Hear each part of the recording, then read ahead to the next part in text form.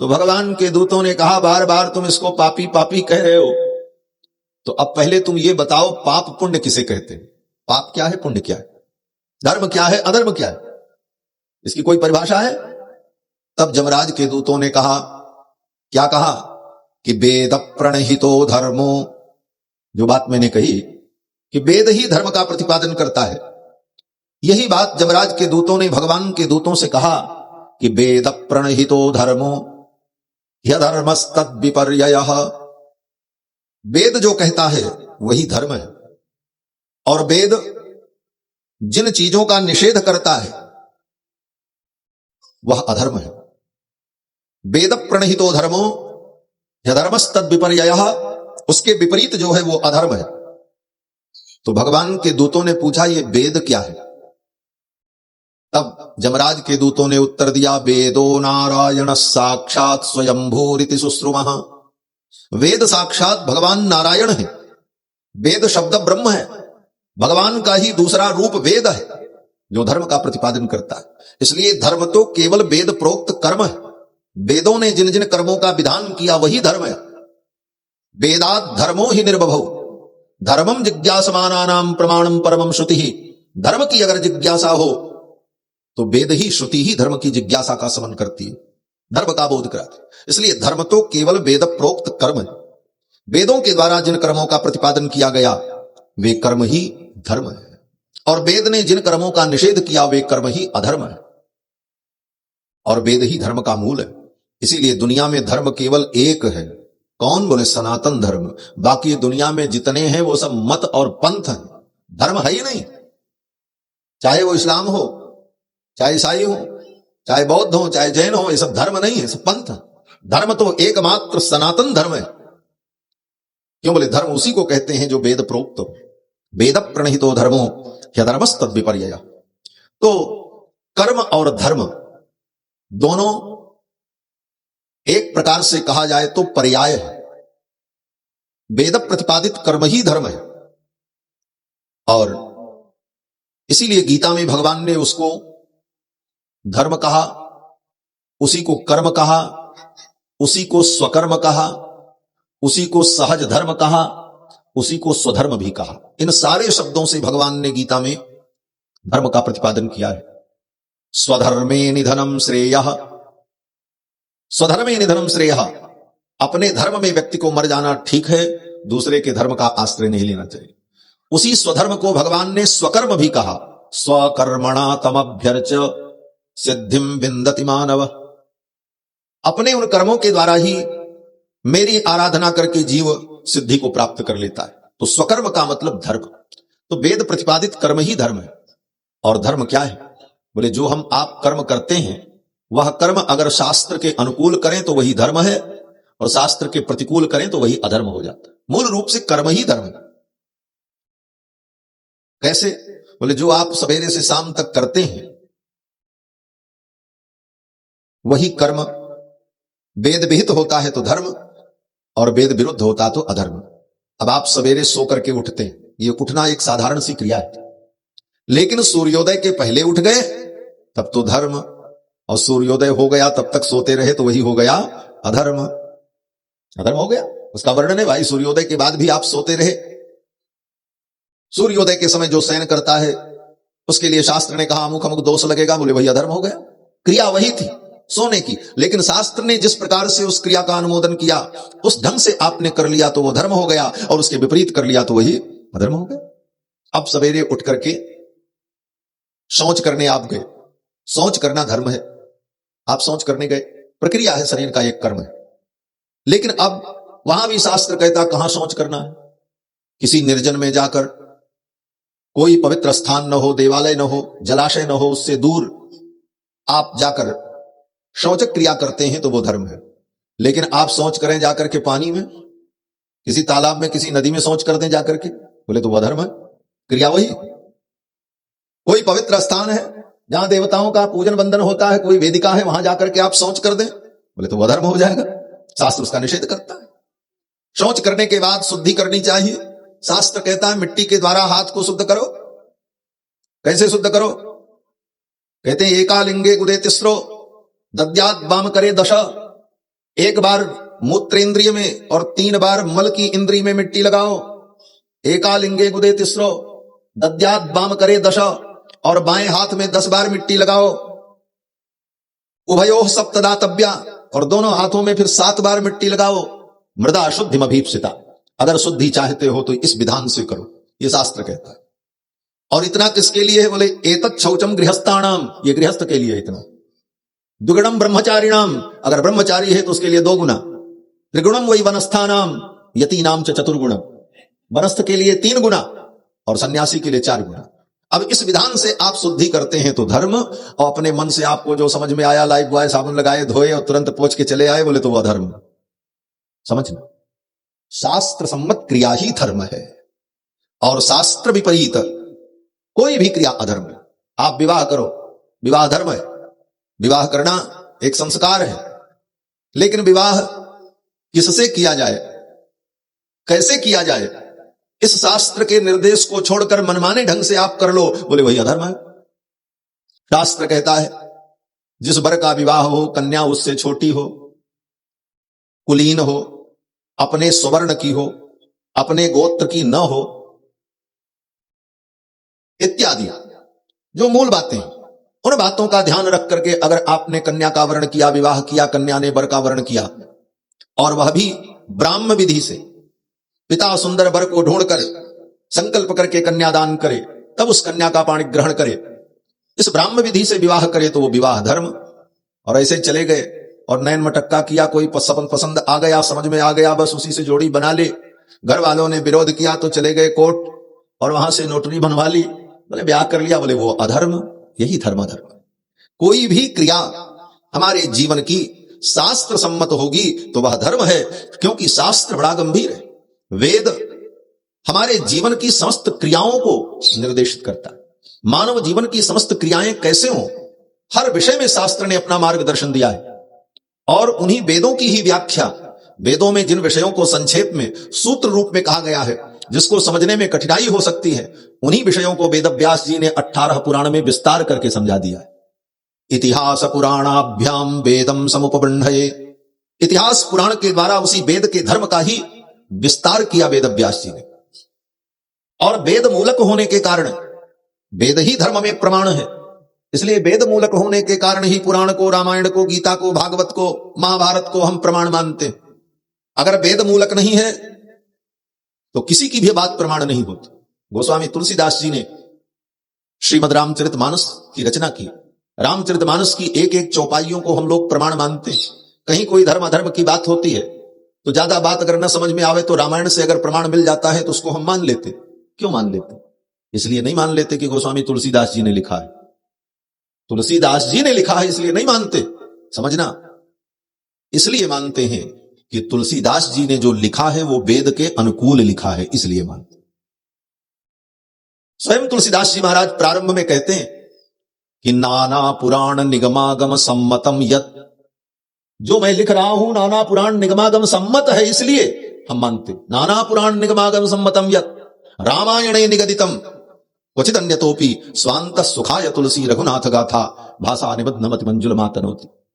तो शास्त्र सम्मत, वेद सम्मत लिखा, इसलिए गोस्वामी जी की पंक्तियां प्रमाण है। और स्वयं भगवान भी अगर वेद के विपरीत बोले तो भगवान की बात भी प्रमाण नहीं होती। उसका उदाहरण बुद्धावतार, बुद्ध अवतार है भगवान का। 24 अवतार में भगवान का बुद्धावतार। बुद्धो नामना जनसुतः कीकटेषु भविष्यति, भागवत में बुद्धावतार का वर्णन किया व्यास जी ने। लेकिन बुद्ध भगवान की एक बात हम लोग नहीं मानते, न बुद्ध की पूजा हम करते हैं। हमारे हिंदू सनातन धर्म में दीपावली, दशहरा, होली, रामनवमी, कृष्ण जन्माष्टमी, नवरात्रि, शिवरात्रि, कितने पर्व हैं। लेकिन कहीं बुद्ध का कोई पर्व हमारे यहां मनाया जाता हो तो बताओ, होता है? नहीं होता। किसी हिंदू के घर में बुद्ध के नाम पर कोई व्रत होता हो तो बताओ, नहीं होता। बुद्ध के नाम पर कोई पूजा करते हो, किसी हिंदू सनातनी के घर में बुद्ध की प्रतिमा रखी जाती हो। यह बात अलग है कि आजकल लोग अपने ड्राइंग रूम को सजाने के लिए ला करके बुद्ध का स्टैचू रख लें, वो अलग विषय है। लेकिन बुद्ध की पूजा होती हो, ऐसा नहीं। बुद्ध की एक भी पंक्तियां बुद्ध भगवान ने ऐसा कहा है, ऐसी कोई पंक्ति हम लोग कभी जीवन में चर्चा करते हो या उसको प्रमाण मान करके उसके अनुकूल आचरण करते हो? नहीं। क्यों? भले बुद्ध भगवान है, हम भगवान तो उनको मानते हैं लेकिन उनकी बात नहीं मानते। क्यों? बोले बुद्ध का जितना उपदेश है वो वेद विरुद्ध है, वेदों के अनुकूल नहीं है, इसीलिए बुद्ध की भी बात हम स्वीकार नहीं करते। ये हमारे यहां सनातन धर्म का स्वरूप है कि वेद के विपरीत भगवान भी अगर आकर के बोले तो उन भगवान की भी बात हम नहीं मानते। मनुष्य किस खेत की मूली। तो धर्म में एकमात्र प्रमाण वेद है, और वेदों के अनुकूल अगर एक 5 वर्ष का बच्चा भी बोले तो उस बच्चे की बात प्रमाण होगी। 5 वर्ष का बालक अगर कोई बात कह रहा है और उसकी बात धर्म वेद के अनुकूल है, धर्मशास्त्र के अनुकूल है, तो उस 5 वर्ष के बच्चे की बात प्रमाण होगी। और वेद के विपरीत ब्रह्मा भी आकर के बोले तो उनकी बात प्रमाण नहीं होगी। इसलिए मैं कथाओं में कहता हूं कि कभी व्यक्ति को व्यक्तिवादी नहीं होना चाहिए, सिद्धांतवादी होना चाहिए। किसी व्यक्ति को आप प्रमाण मत मानो, हो सकता है उस व्यक्ति से भी गलती हो सकती है। सिद्धांत को समझो। और व्यक्तिवादी होने पर व्यक्ति यह मान लेता है कि इस व्यक्ति ने जो कहा वही धर्म है और ये जो कहेगा वही सही है, फिर चाहे वो गलत भी कहे और परिणाम उसका बड़ा भयानक होता है। इसलिए व्यक्तिवादी न होकर सिद्धांतवादी होना चाहिए। सनातन धर्म की यही विशेषता थी कि सनातन धर्म कभी व्यक्तिवादी नहीं था, सनातन धर्म सिद्धांतवादी है। इसलिए बड़े बड़े व्यक्ति आए, इस सनातन धर्म में बड़े बड़े महापुरुष पैदा हुए, लेकिन उन्होंने शास्त्र सम्मत बात कही तो उसको माना, और उन्होंने शास्त्र के विरुद्ध जो कहा उसको नहीं माना। इसीलिए सबका खंडन भी हुआ। हमारे यहां शास्त्रार्थ होता है, कोई बहुत बड़ा विद्वान हो लेकिन शास्त्र विरुद्ध कहे तो उसका भी खंडन किया जाए, उसका भी खंडन होता है। और किया हमारे आचार्यों ने, बुद्ध का खंडन किया, मीमांसकों के भी कुछ अंश का खंडन किया, वेदांतियों के यहां भी कोई बात अगर शास्त्र विरुद्ध अनुभव में आई तो उसका भी विचार किया, उस पर भी खंडन किया, अपने मत रखे। इसीलिए सनातन धर्म बड़ा ही वैज्ञानिक और व्यावहारिक और दार्शनिक धर्म है, और सनातन धर्म के इस सिद्धांत को जीवन में उतार करके ही हम अपना कल्याण कर सकते हैं, मानव जीवन को सफल बना सकते हैं। बंधुओं, ये श्रीमद् भागवत महापुराण भी इसलिए प्रमाण है कि वेदव्यास जी महाराज प्रारंभ में ही कहते हैं कि ये भागवत निगम कल्प तरोर गलितम फलम, ये वेद मूलक है, वेदों का ही पका हुआ फल है। अर्थात वैदिक सिद्धांत जो है उसी का पोषण करने के लिए भागवत है, वेद का ही ये फल। इसलिए भागवत के श्लोक प्रमाण है। वेदव्यास जी महाराज इसी भागवत का एक उदाहरण आपको देकर के मूल विषय पर आते हैं। श्रीमद् भागवत महापुराण में आज कपिल भगवान के अवतार की चर्चा भी आएगी। भगवान का एक अवतार है कपिलावतार, और कपिल भगवान ने भागवत में जो उपदेश किया है, कपिलोपाख्यान, इसको हम सुनते हैं, इसका अनुभव करते हैं, इस पर विचार करते हैं, चिंतन करते हैं। लेकिन इन्हीं कपिल भगवान ने एक स्मृति लिखी जिसका नाम है कपिल स्मृति, और कपिल भगवान उस कपिल स्मृति का वेदव्यास जी ने ब्रह्मसूत्र में खंडन किया। स्मृत्याधिकरण वेदांत का एक अधिकरण है, और खंडन क्यों किया कि कपिल ने कपिल स्मृति में सृष्टि के कारण ब्रह्म को न मान करके प्रकृति को कारण माना, प्रकृति कारणवाद की स्थापना की कपिल ने। और वेद कहता है कि यह सृष्टि प्रकृति के द्वारा नहीं हुई अपितु ब्रह्म परमात्मा के द्वारा हुई। आनंदाद्धेव खल्यमानि भूतानि जायन्ते आनंदेन जातानि जीवन्ति, ये वेद कहता है। और इसके विपरीत प्रकृति के द्वारा सृष्टि उत्पन्न हुई, ये कपिल भगवान ने अपनी स्मृति में कहा। इसलिए उस कपिल स्मृति का वेदव्यास ने खंडन कर दिया। तात्पर्य सिद्धांत यही है कि वेदानुमोदित वेद प्रतिपाद्य जो विषय है वही धर्म है। जीवन की हमारी समस्त क्रियाएं शास्त्र सम्मत हो, यही धर्म है। और अगर कोई क्रिया शास्त्र सम्मत नहीं हुई, किसी कारणवश विपरीत हो गई, तो वह अधर्म हुआ। अब उस अधर्म से अगर बचना चाहते हैं तो शास्त्र फिर रास्ता देता है। शास्त्र कहता है उसका प्रायश्चित कर लो, तो शास्त्र प्रायश्चित का विधान कर देता है कि वो प्रायश्चित करके आप उस पाप से मुक्त हो जाए। ये धर्माधर्म की व्यवस्था है, सनातन धर्म की बड़ी ही गंभीर व्यवस्था है। ये तो हमारे त्यागी जी ने चर्चा की, इसलिए विषय आ गया। ये भी जरूरी है, इनको भी जानना चाहिए। कथा तो सब आपको मालूम ही है, भगवान की कथा छोटे छोटे बच्चे भी जानते हैं, सुनते सुनते इतिहास और कथाएं सब मालूम हैं। लेकिन इन कथाओं के माध्यम से जो धर्म का बोध है, यही प्रधान उद्देश्य है, यही लक्ष्य है। कल की कथा में आप सभी लोगों ने श्रवण किया कि स्वयंभू मनु और शत्रुपा प्रकट हुए। ब्रह्मा जी ने इनके द्वारा मानवीय सृष्टि के विस्तार की योजना बनाई, और फिर स्वयंभू मनु और शत्रुपा ने ब्रह्मावर्त में अपनी राजधानी बनाई। और स्वयंभू मनु और शत्रुपा के द्वारा जो सृष्टि प्रारंभ हुई, ये सृष्टि मैथुनी सृष्टि है। इसके पहले जो सृष्टि हुई वो ब्रह्मा जी के संकल्प से हुई। ब्रह्मा जी ने संकल्प किया, संकादिक प्रकट हो गए।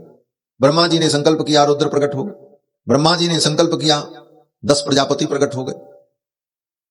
संकल्प से ही सृष्टि हो रही थी।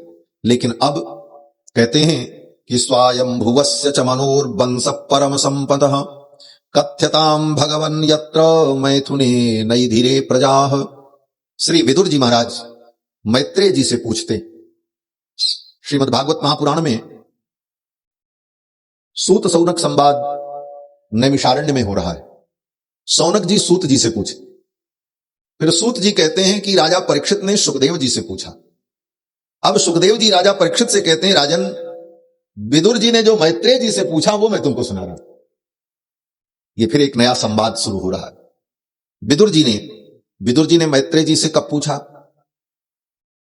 कहते महाभारत युद्ध के समय विदुर जी ने विचार किया कि अगर मैं यहां रहूंगा तो कौरव के पक्ष से मुझे युद्ध में जाना पड़ सकता है, और कौरव का पक्ष अधर्म का पक्ष है। और अगर मैं पांडव के पक्ष से जाऊं तो महाराज कहेंगे कि नमक मेरा खाया और राजसत्ता के विपरीत जाकर युद्ध कर रहा है। इसलिए इस धर्म संकट को देखकर विदुर जी महाराज ने जाकर के धृतराष्ट्र को प्रणाम किया और अपना धनुष बाण उनके चरणों में रख दिया और कहा, मैं तीर्थ यात्रा करने जा रहा हूं। धृतराष्ट्र भी चाहते थे कि विदुर यहां से कहीं चले जाएं। क्यों? बोले अगर ये युद्ध करने नहीं भी जाएंगे पांडव के पक्ष से तो ये बड़े बुद्धिमान हैं। विदुर जी बड़े बुद्धिमान हैं। विदुर की नीति है, विदुर नीति बड़ी अद्भुत नीति, जिसमें विदुर जी ने राजनीति, अर्थनीति, दंडनीति, धर्मनीति समस्त नीतियों का वर्णन किया है। धृतराष्ट्र ने सोचा कि विदुर अगर नहीं गए तो कहीं इन्होंने अपनी नीतियां बता दी पांडव को, तब भी हम कमजोर पड़ जाएंगे। इसलिए विदुर जी यहां से चले जाएं तो अच्छा। और विदुर जी महाराज भी सोचने लगे, चले जाने में ही बुद्धिमानी। अपना धनुष बाण धृतराष्ट्र के चरणों में रख दिया और तीर्थ यात्रा के लिए निकल पड़े। तीर्थ यात्रा के क्रम में ही हरिद्वार में विदुर जी को श्री मैत्रेय जी महाराज मिले और श्री मैत्रेय जी महाराज ने विदुर जी को भगवान की कथा सुनाई। विदुर जी ने पूछा है मैत्रेय जी से कि ये मानवीय सृष्टि का विस्तार कैसे हुआ। तब मैत्रेय जी कहते हैं, विदुर, ब्रह्मा जी की छाया से उत्पन्न एक प्रजापति है जिनका नाम है कर्दम। ब्रह्मा की छाया से उत्पन्न थे। महर्षि कर्दम विवाह करके गृहस्थ जीवन में प्रवेश करना चाहते थे।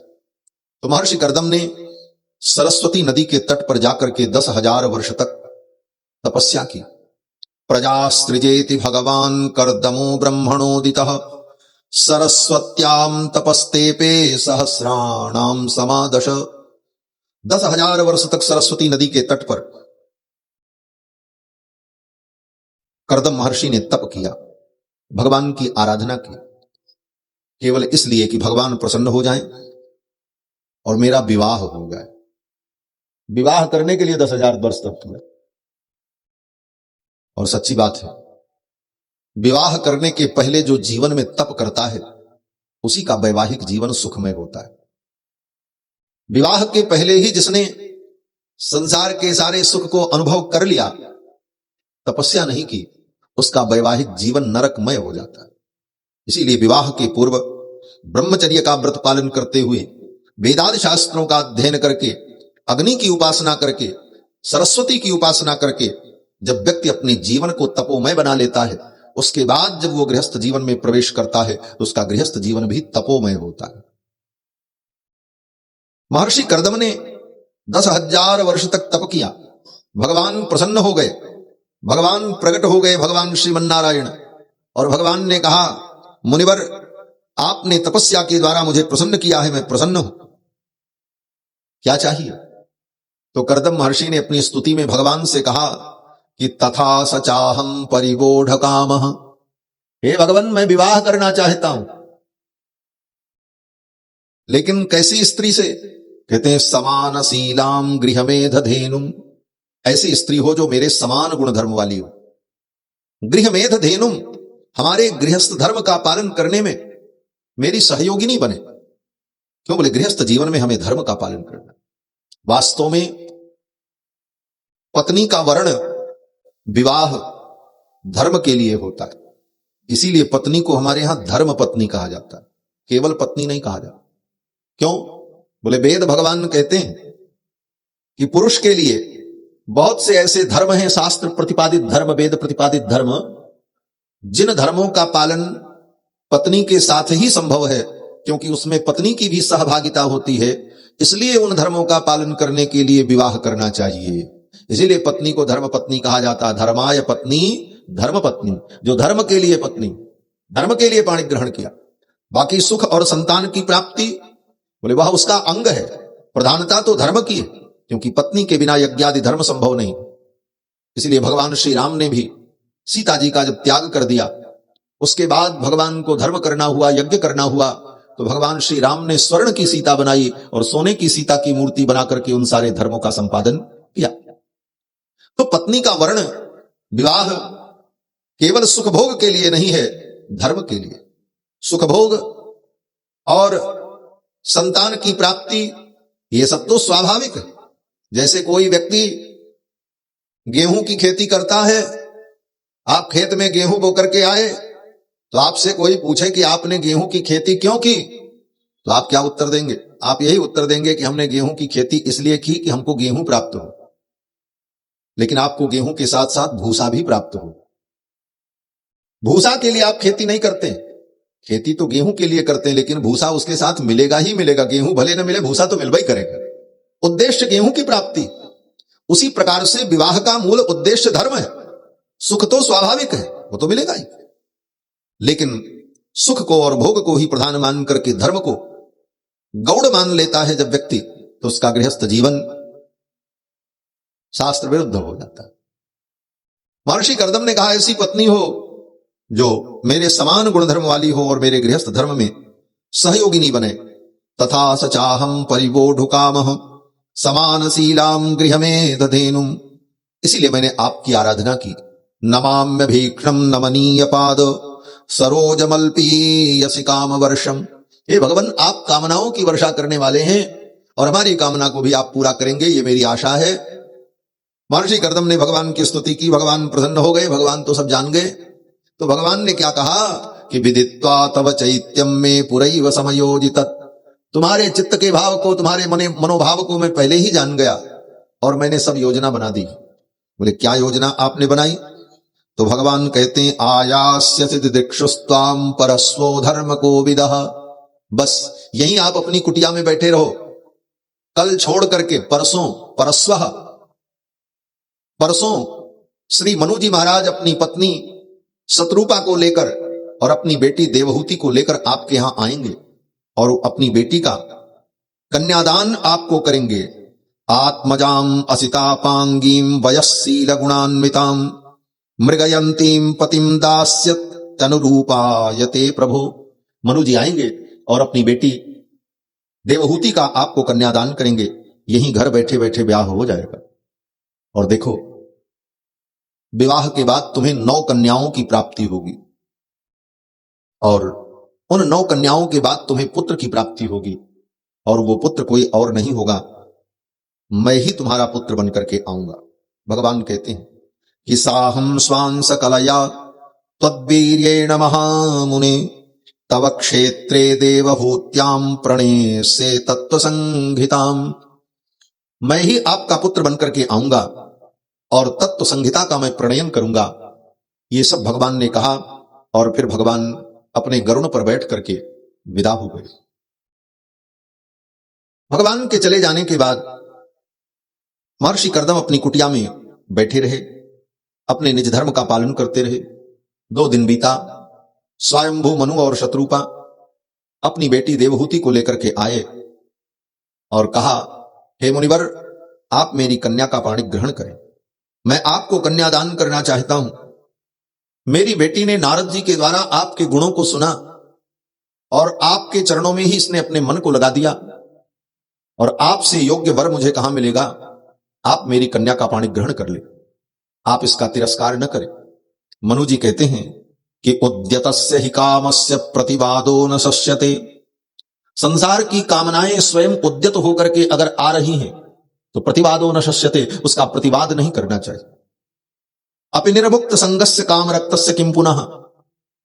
अगर उसकी कामना है आपके अंदर तब तो अच्छी बात है, आपकी इच्छा के अनुकूल कार्य हो रहा है। और अगर कामना नहीं भी है फिर भी उसका तिरस्कार करना उचित नहीं है। इसलिए आप मेरी कन्या का पाणी ग्रहण कर लें।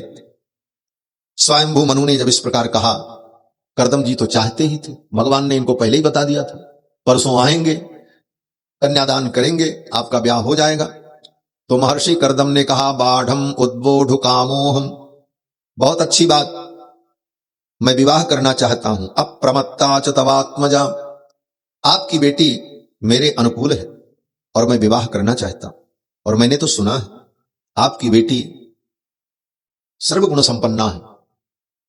देवहूति साधारण नहीं थी, देवहूति इतनी सुंदर थी कि उनकी सुंदरता को देखकर विश्वावसु गंधर्व अपने विमान के सहित नीचे गिर पड़ा। एक दिन देवहूति स्नान करके अपने महल के छत पर टहल रही थी और अपने केशों को, बालों को सुखा रही थी धूप में। उसी समय विश्वावसु नाम का गंधर्व विमान में बैठकर आकाश मार्ग से जा रहा था। विश्वावसु गंधर्व ने जब देवहूति को देखा, उसकी आंखें चकरा गईं, विमान चलाना भूल गया और विमान लिए दिए धड़ाम से नीचे गिर पड़ा। विश्वावसुर्न्यपतत् स्वाद विमानात्, वेद व्यास जी कहते हैं विश्वावसु गंधर्व अपने विमान के सहित नीचे गिर पड़ा। एक्सीडेंट हो गया, दुर्घटना हो। आज लोग कहते हैं बड़ी सुंदरता थी, सुंदरता देख करके ही धोखे में हो गए, एक्सीडेंट हो गए। इतनी सुंदर देवहूति थी कि महाराज विश्वावसुर न्यपतत् स्वाद विमानात्, अपने विमान से विश्वावसु गंधर्व गिर पड़ा। विलोक्य सम्मोह विमूढ़ चेताः, देवहूति को देखकर सम्मोहित हो गया। महर्षि कर्दम कहते हैं, हे मनु जी महाराज, उत्तम तो यह है कि आप पहले कन्यादान करें और हमारा विवाह हो। आवयोर अनुरूपोसो आद्यो वैवाहिको विधि, पहले विवाह की विधि संपन्न हो। फिर तो मनु जी ने कन्यादान किया। कन्यादान के पश्चात विवाह की विधि हुई। कन्यादान तो पिता करता है, विवाह में पिता की मात्र इतनी भूमिका होती है कि वो कन्यादान कर दे, उसके बाद पिता का कोई काम नहीं होता। फिर बाकी काम तो वर को ही करना रहता है। अग्नि स्थापन करके, विवाह से संबंधित सारी होम आहुति करके, कन्या के साथ परिक्रमण करके, सप्तपदी इत्यादि का विधान संपन्न करके वर कन्या का पाणी ग्रहण करता है। महर्षि कर्दम को कोई बताना नहीं था, कोई पंडित की जरूरत थी नहीं, स्वयं विद्वान शास्त्रज्ञ वेदज्ञ थे। विवाह की विधि संपन्न हो गई। मनु और शत्रुपा ये अपने घर चले गए और देवहूति अपने पति महर्षि कर्दम के साथ आश्रम में रहने लगे। राजा की बेटी और किसको ब्याही गई? बोले बाबा जी को, जिनके घर में खाने के लिए अन्न भी नहीं है, फूस की झोपड़ी, बिंदु सरोवर के सन्निकट, वस्त्र भी नहीं है, साज सज्जा भी नहीं है, लेकिन देवहूति प्रसन्न है। श्री मैत्रेय जी कहते हैं कि पितृभ्याम प्रस्थिते साध्वी पतिमिंगित कोविदा, अपने माता पिता के चले जाने के बाद पितृभ्याम प्रस्थिते साध्वी, देवहूति कौन है? बोले साध्वी। साध्वी उस स्त्री को कहा जाता है जो पतिव्रता हो, पतिपरायणा हो। आज कलयुग में साध्वी उस स्त्री को कहा जाने लगा जो स्त्रियां विवाह न करके अविवाहित जीवन जीकर लाल पीला कपड़ा पहन करके घूम रही हैं, उनको साध्वी कहा जा रहा है। साध्वी उस स्त्री को कहा जाता है जो पतिपरायणा हो। और स्त्री के लिए अविवाहित जीवन जीना यह शास्त्र सम्मत नहीं, पुरुष के लिए तो शास्त्र सम्मत है। पुरुष चाहे तो विवाह न करे, सन्यासी बन जाए, लेकिन स्त्री के लिए सन्यास का अधिकार नहीं। और इस विषय को लेकर के बड़ा विवाद हुआ, तो मैंने काशी के विद्वानों से निवेदन किया कि आप लोग इस धर्मशास्त्र के विषय पर विचार करें। तो संपूर्णानंद संस्कृत विश्वविद्यालय के मीमांसा विभाग के विभागाध्यक्ष डॉक्टर श्री कमलाकांत त्रिपाठी जी ने 1 वर्ष परिश्रम किया और समस्त शास्त्रों पर विचार करते हुए उन्होंने इस विषय पर एक ग्रंथ लिखा, स्त्री संन्यासाधिकार विचार, जिसमें उन्होंने शास्त्र के प्रामाणिक वचन को उद्धृत किया कि स्त्री के लिए संन्यास धर्म नहीं है, संन्यास धर्म केवल पुरुषों के लिए।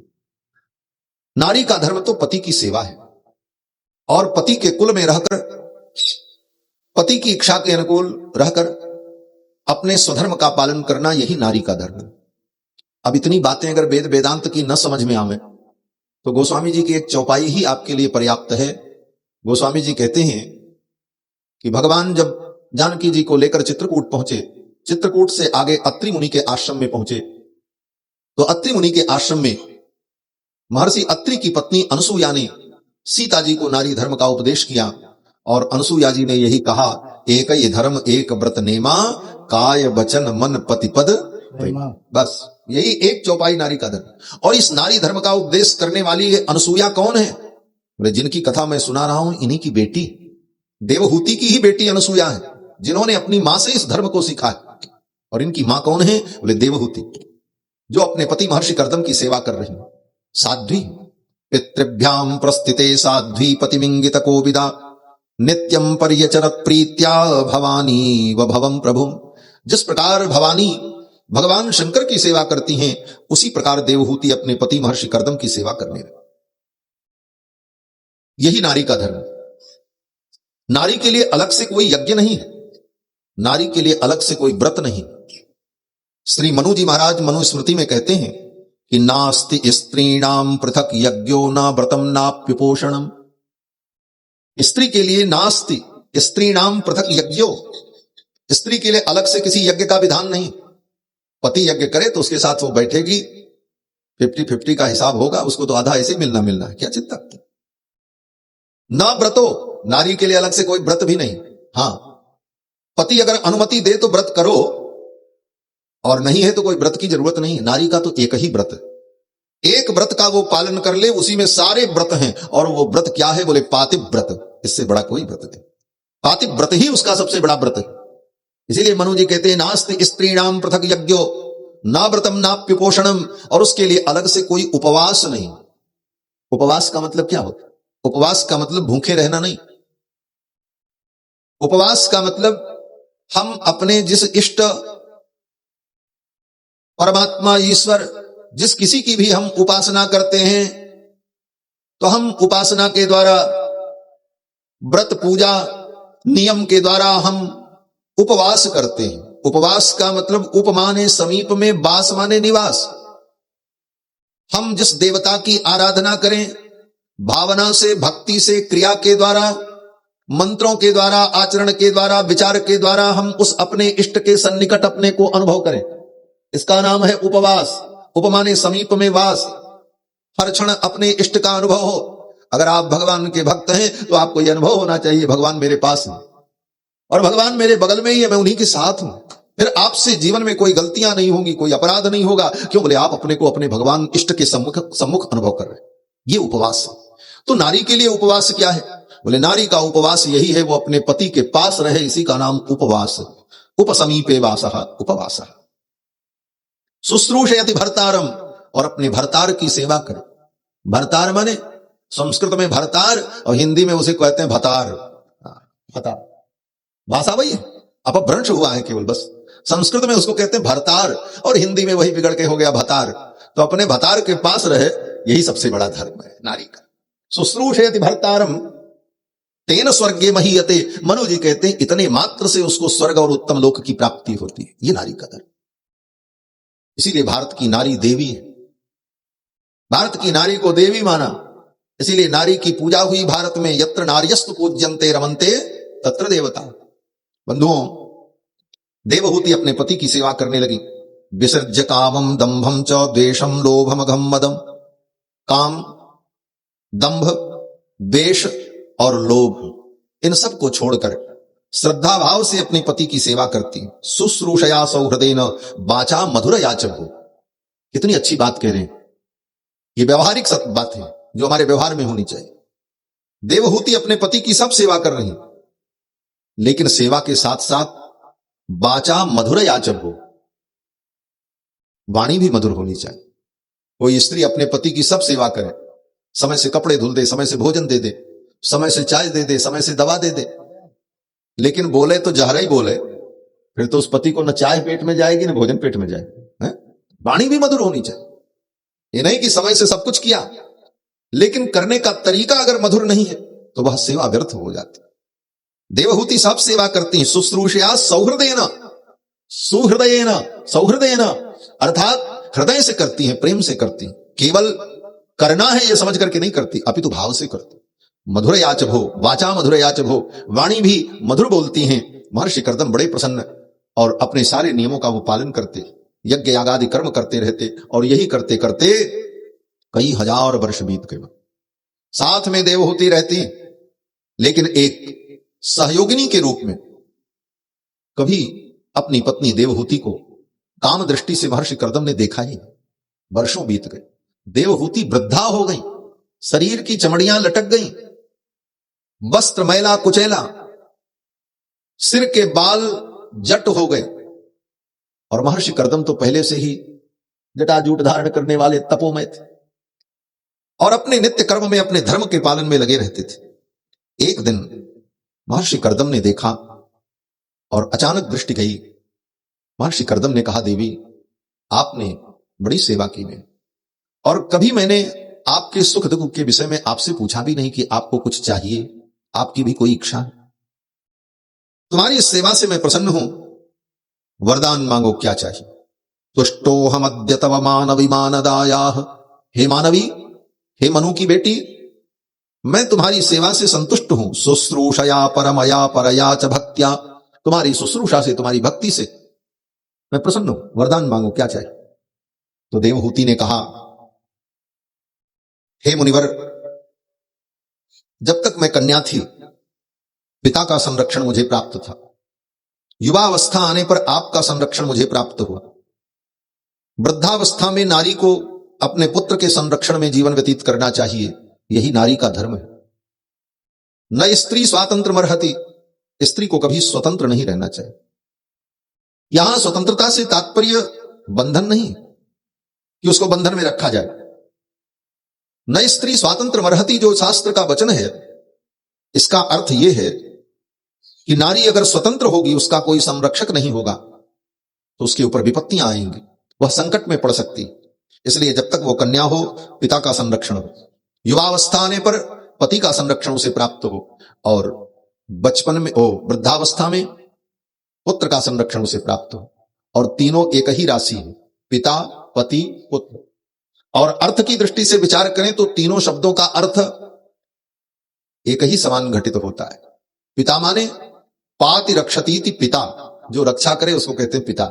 और पति बोले पाति रक्षतीति पति, जो रक्षा करे उसको कहते हैं पति। और पुत्र बोले पुत्र का भी यही मतलब है, पुन नाम नरकात् त्रायते इति पुत्रः, जो नरक में जाने से त्राण कर ले, बचा ले, उसको कहते हैं पुत्र। देवहूति ने कहा, वृद्धावस्था में मैं किसके आश्रय में रहूंगी, आप कृपा करो मुझे सुंदर पुत्र की प्राप्ति हो। महर्षि कर्दम ने कहा, ठीक, भूयाद गरीयसि गुण प्रसवस्सती नाम, मैं सुंदर पुत्र को जन्म दूं, मुझे संतान की प्राप्ति हो, ऐसी कृपा करो। फिर महर्षि कर्दम ने अपने संकल्प से एक दिव्य विमान प्रकट किया। उस विमान में सैकड़ों परिचारिकाएं थी, सेवा करने वाली दासियां, वैमानिक परिचारिकाएं। उस विमान में बैठी हुई उन परिचारिकाओं ने देवहूति को और महर्षि कर्दम को स्नान कराया। महर्षि कर्दम और देवहूति दोनों युवा हो गए। महर्षि कर्दम 24 वर्ष के, देवहूति 18 वर्ष की। और फिर दोनों को सुंदर सुस्वाद व्यंजन भोजन कराया, गीत संगीत के माध्यम से उनका मनोरंजन किया। फिर दोनों दिव्य दंपति उस विमान में बैठे और वो विमान मन की गति से चलने लगा। और उस विमान में बैठकर 100 वर्षों तक, 1-2 दिन नहीं, 100 वर्षों तक महर्षि कर्दम अपनी पत्नी देवहूति के साथ उस विमान में बैठकर अंतरिक्ष मंडल में भ्रमण करते रहे। वेदव्यास जी कहते हैं कि सतम व्यतीयुस्सरदः कामलालसयोर्मनात्, काम लालसा में 100 वर्षों तक उस विमान में बैठकर महर्षि कर्दम विचरण करते रहे। और इसी काल में देवहूति ने सुंदर 9 कन्याओं को जन्म दिया। फिर देवहूति गर्भवती हुई और फिर उनके गर्भ में स्वयं भगवान आए। श्री मैत्रेय जी महाराज कहते हैं कि तस्याम बहुतिथे काले भगवान मधुसूदनः कार्दमो वीर्यमापन्नो जज्ञेऽग्निरिवदारुणी। महर्षि कर्दम के तेज का आश्रय ग्रहण करके भगवान मधुसूदन देवहूति के गर्भ में आए। महर्षि कर्दम ने गर्भ के सारे संस्कार विधि पूर्वक संपन्न किए। समय आने पर देवहूति ने सुंदर पुत्र को जन्म दिया। भगवान कपिल का प्रादुर्भाव हुआ। बोलो श्री कपिल भगवान की। देवहूति के पुत्र भगवान कपिल प्रकट हुए, जो भगवान के 24 अवतार में 5वें अवतार है, कपिल भगवान। जब गृहस्थ जीवन पवित्र और धर्ममय होता है, तब उस गृहस्थ के घर में भगवान और भगवान के भक्त अवतार लेते। इसीलिए गृहस्थ जीवन बहुत पवित्र होना चाहिए।